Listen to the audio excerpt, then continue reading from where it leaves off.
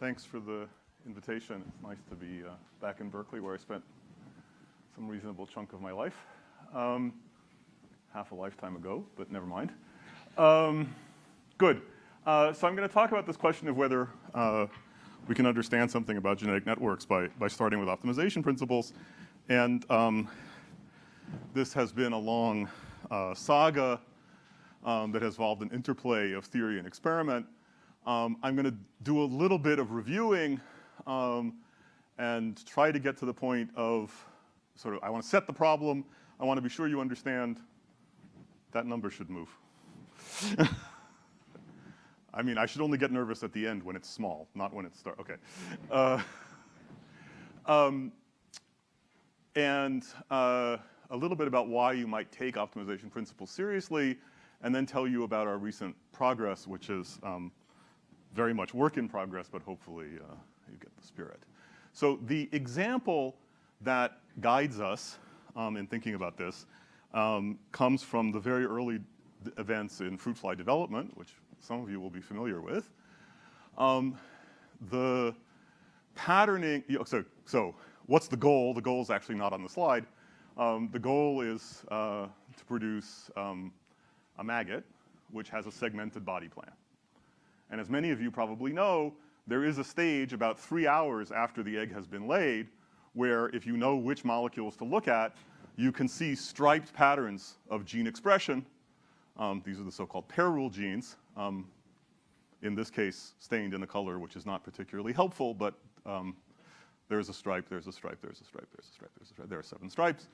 And if you come away from the talk thinking that the striped patterns of pair rule expression are the blueprint for the segments, that's not too far off. It's not exactly right. It's a little more complicated than that, but not bad, right? Where do these things come from? Well, there's a whole cascade of events that start with maternal inputs. For example, this one, the mother puts messenger RNA for this protein at the anterior end of the embryo. This is then translated and moves through the embryo and is degraded. And as a result, you get this nice continuous gradient. That's a transcription factor that serves to turn on a whole set of genes which all interact with one another in mutually repressive fashion. And then these things drive the expression of the stripes. So this is a genetic network that by some standards is relatively small, hopefully tractable, and has the fantastic advantage that my experimentalist friends have put a huge amount of effort building on classical biological studies to get to the point where you can make very quantitative measurements of all of the relevant molecular components. Not quite all of them. There's always pluses and minuses to measurements, and we could talk about that, but it really is in extraordinarily good shape. So what's the problem?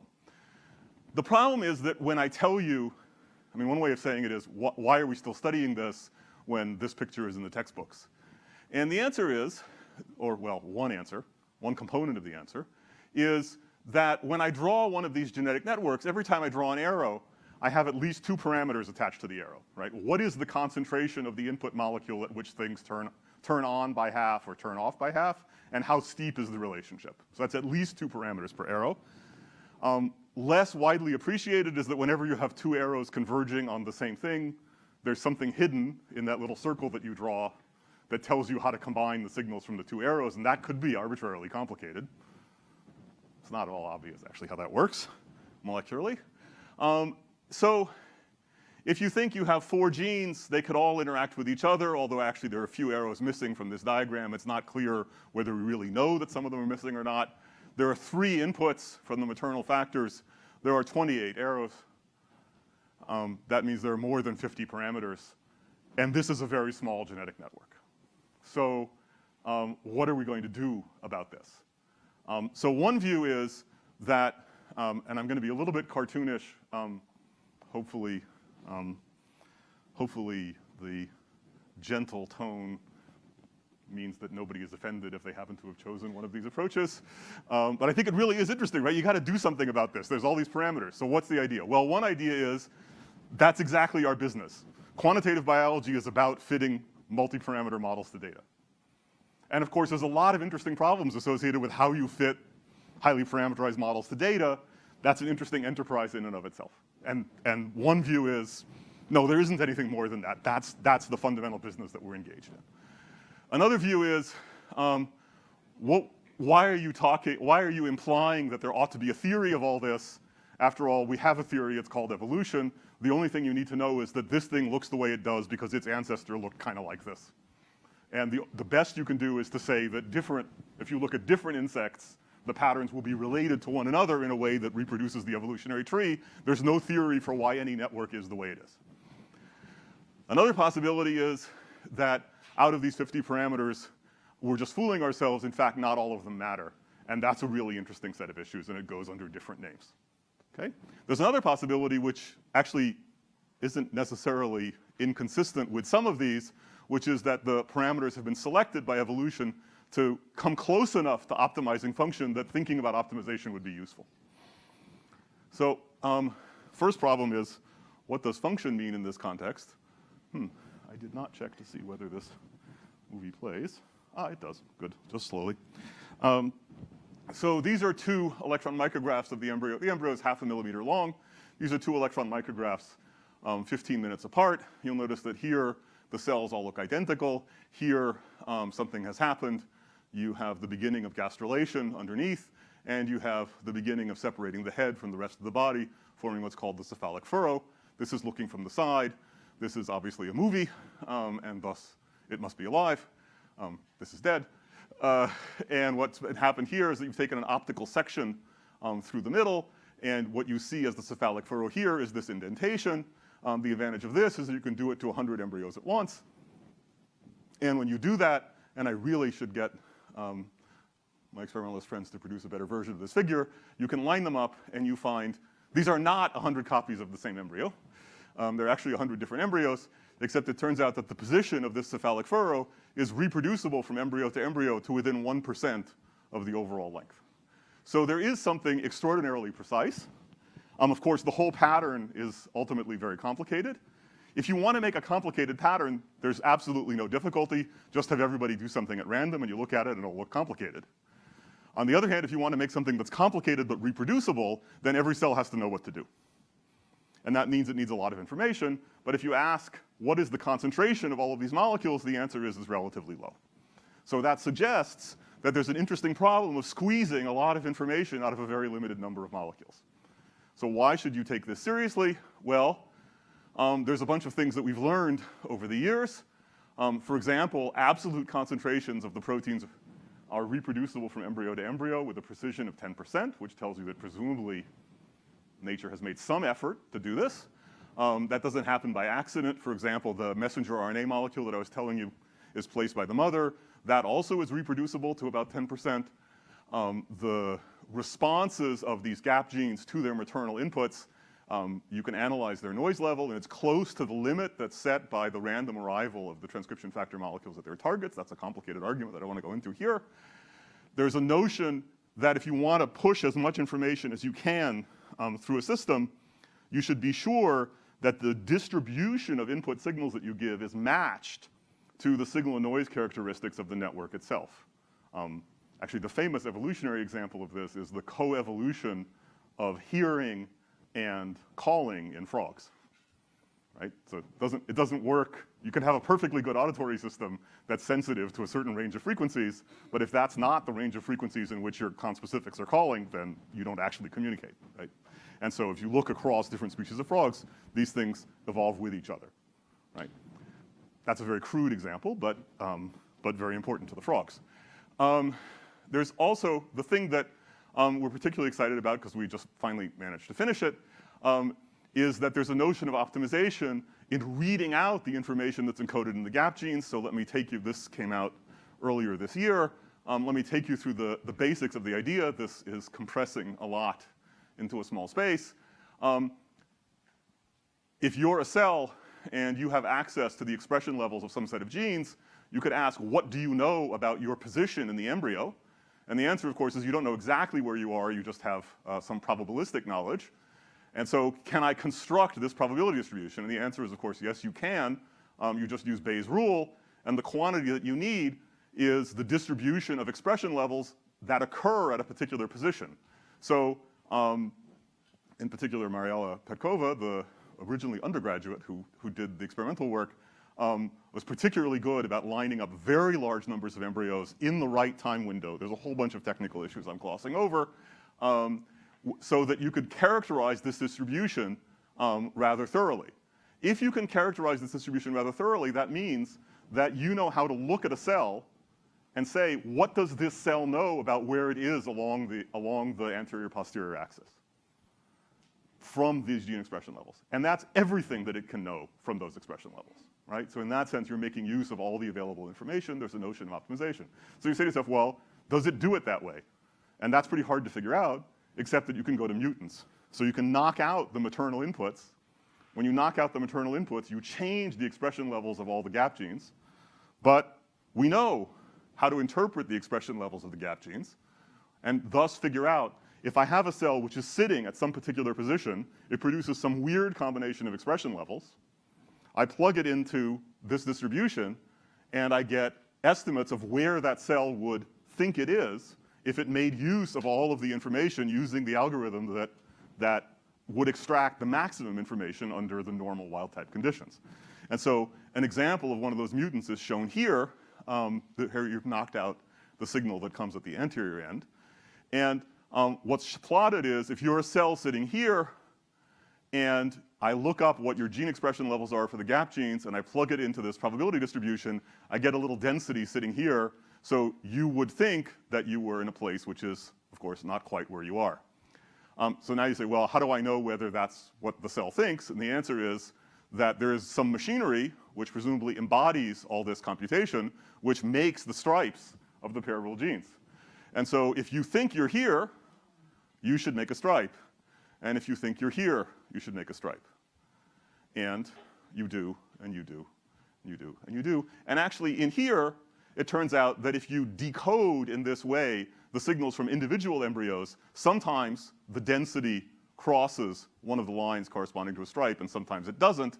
And so you get the sort of appearance and disappearance of weak stripes in different embryos, which is something that never happens in the wild type, but does happen in the predicted way in these mutants. So this is, oh, by the way, there's one which I enjoy very much, which is this one, where you predict that cells here should make a stripe, which you might say, well, I don't know, they were going to make a stripe anyway. It's just shifted a little bit, right? But the prediction is that it's not a shifted version of the first stripe. It's a duplicated version of the seventh stripe. And since the different stripes are actually activated by different enhancers, you can tell the difference. And this is a duplicated seventh stripe. Okay. That was known, actually, but we got it for free. And let me emphasize, all these predictions are parameter-free. There are 3 different things you can knock out. You can knock them out one at a time. You can knock them out in pairs. There's many different pair-rule genes you can measure. This is a very rich data set, and roughly speaking, all the predictions come out right, which we found quite astonishing. That wasn't the goal. So in this case, the notion of optimization gives us a theory for how the mutants will behave, which is parameter-free and seems to work. Okay, so now let's go back. We want to predict the behavior of the network, right? So let me give you the simplest problem, which is I have, forget networks, let me do one input and one output. So one input, one output, that's the input-output relationship. I have 2 parameters, and I want to adjust these parameters so that the output provides me as much information as possible about the input. Well, if you don't tell me something about how noise works in the system, then this is not a well-posed problem, right? Because I have to limit the number of molecules, I have to tell you how that relates to the noise level and so on. So you have to understand something about the physics of the noise. And so the simplest picture is there are at least 2 noise sources. One is that since you're making molecules, there's counting statistics. And that has the property that the variance is proportional to the mean. And the coefficient tells you about the total number of independent events that go into making all these molecules. And then the other one is that the input molecules have to arrive at their target in order to do something. And so there's shot noise in that process too. And importantly, although you could imagine that there's lots of different parameters that enter here, basically the ratio of these 2 things determines a natural scale for concentration. And so if you measure in those units, then there's just an overall noise level, which is equivalent to the total number of molecules that you can make. Okay? So if I fix the total number of molecules that I can make, and I fix the maximum concentration of the input in units of this natural concentration, then in fact, there is a well-defined optimum which says that you should have some reasonable value of your half maximal concentration and some reasonable level of cooperativity. And that actually is by itself an interesting result, because if you cross out either one of these terms, this isn't true, the optimum runs off to infinity or to 0 or something. So the fact that the problem's well posed is because the noise has some structure. Okay.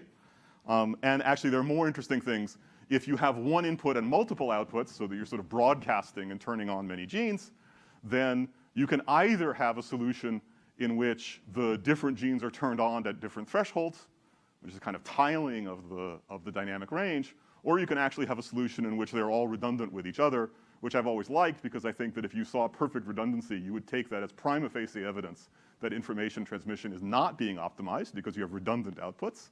But in fact, that's actually, if you do the real calculation, that's the answer in certain parameter regimes. So you should beware of arguments that say, oh, this shows you that it can't be optimized in this way. You have to do an honest calculation. So we tried to make progress by breaking the problem into pieces. I don't know whether we did. I mean, we learned things along the way. The question is, so there's lots of pieces, the details of which I won't go through. Let's see, can we put all the pieces back together? So as I said, we're going to study 4 gap genes. We're not going to study 3 inputs. We're only going to study 2. That already gets us to 24 arrows, so we're in an almost 50-dimensional space. And what we're going to do is to just take that model, run its dynamics, stop at some moment and say, let me look at the signals and noise at that moment, compute how much information there is encoded in that pattern about position, and try and tweak the parameters until I drive that information up. And what happens? Well, you start with the parameters of some random setting. You gradually find your way up to some solution, and here is an example. Okay? And in this, we've cheated slightly. What we've said is, let me add to my optimization function a weak term, not, there's a balance between them, of course, that says not only you're trying to maximize the information, but I would like something that looks kind of like the actual pattern. And then you find something that really does look a bit like the actual pattern. It doesn't get every detail. Remember, we only have 2 of the inputs. We have only these simple, relatively simple input-output relationships. By the way, there's a sanity check, right? You have to be sure that somewhere in this family of models there are things that have a chance of looking like the real thing. So you're searching something big enough. You say, well, we cheated. That's okay. I can now remove the constraint that the pattern should look like the real pattern and let the optimization process run further, and it actually doesn't move. So in fact, this thing is a local optimum that looks quite a bit like the real thing. In fact, you can even run the optimization with no bias and get to something that looks a bit like the real thing. These are still very qualitative comparisons. They're not as precise as we would like them to be. But the reason that we're excited is that after sort of a decade of trying to take the problem apart into its pieces, we see that we can actually put them all back together. I don't think we've solved the problem, but we can see that if you actually say, build me a genetic network whose parameters are chosen to maximize how much information cells have about their position in the embryo, given that I bound the number of molecules they have at their disposal, the solutions are not unlike the real thing. They have an interesting structure that there are many solutions. They differ a little bit in exactly how much information they convey. They differ much more in how many molecules they use on average. We implemented the constraint as a constraint on the maximum. The averages then can be different in the different cases. And we're trying to understand something about how this whole picture coheres. And it should be obvious that we're only scratching the surface. The thing I would leave you with is to realize that actually, if you just try to fit the mean patterns, and then compute the information that you get, so just do chi-squared, don't worry about the information, and then compute how much information you have, it's often quite low. So there are many locally semi of the information, some of which look like the real thing, and there are many local optima of chi-squared to the mean pattern, many of which have terrible information transmission. So transmitting a lot of information and thus being able to build a rich pattern in a reproducible way is more than just looking on average like the pattern that you see. There's something deeper underneath that we have to unpack.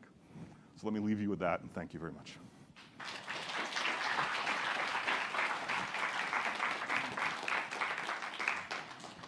Questions? Thanks, Bill. Could you comment on how do you put dynamic information into this? So right. So when you write down, so this model, which looks static, because I've written output gene expression level, you should take that to be the steady state level. So let me cross that out and say this is the rate at which I am synthesizing the protein. And then there's some characteristic time scale which determines the decay, which balances it with some decay rate. And so if we give, to make sure parameters don't proliferate, we give all the genes the same time scale, and then that just sets the time scale of the simulation. Do you have dynamic data to? So yes and no. The best measurements of protein concentrations are in fixed samples, where you use fluorescent antibody staining to make measurements which are accurate to about a few percent. There's of course an effort to build fluorescent versions of these things, but the getting them to fold fast is not so easy. So there's a set of technical complications over there. The good news is that the fly development has this special feature that just up to this stage, there are no membranes separating the cells. And so at the moment when you want to make this measurement, it is the period in which the membranes are forming. And if you look in live cells and measure the progress of membrane formation, that trajectory is sufficiently reproducible that you can turn it into a clock that tells you with 1 minute accuracy where you are in the relevant cell cycle. So in fact, the fact that we can do this, so if you don't do that, then you end up mixing embryos that are at different times in development, and you make a mess. So you can kind of reconstruct the dynamics. Of course, it's not a continuous time series, so you can't see the noise fluctuating.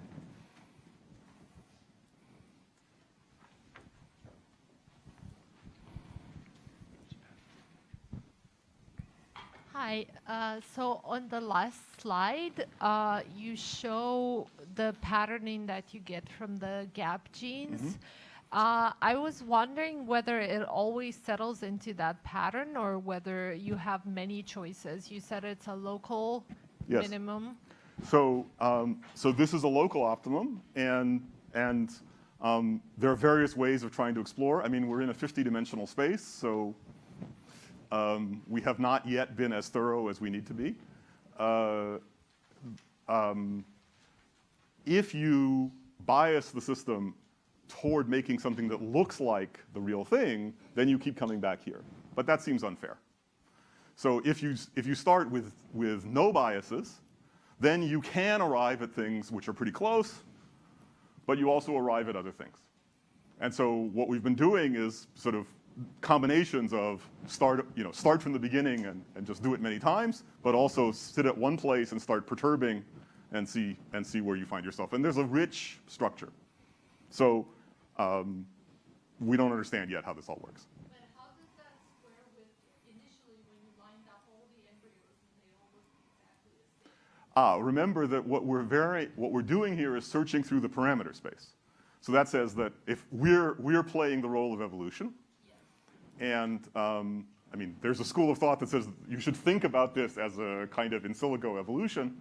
I don't know whether I want to go there, but so we're doing something which stands in for the role of evolution, and so we're selecting something. But if you do it a little differently, you can find yourself somewhere else. Now, whether whether that means that you should go out there and find insects that do the different things.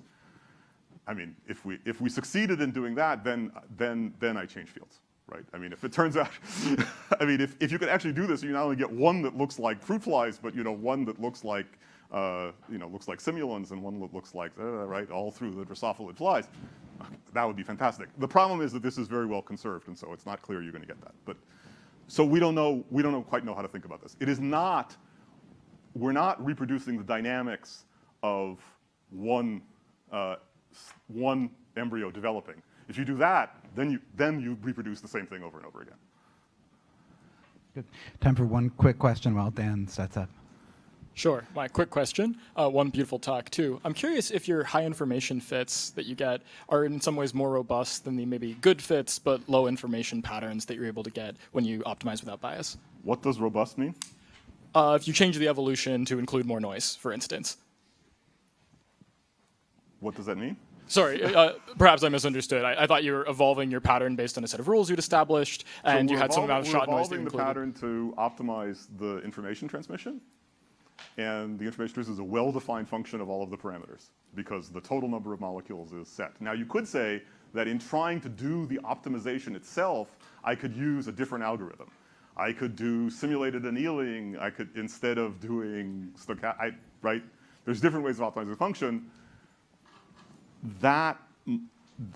It's possible. A more, maybe closer to a definition of robustness here is what does the curvature look like in the information as a function of all the parameters, right? So is the basin that we're finding, well, it's a peak, right? But is the basin broader?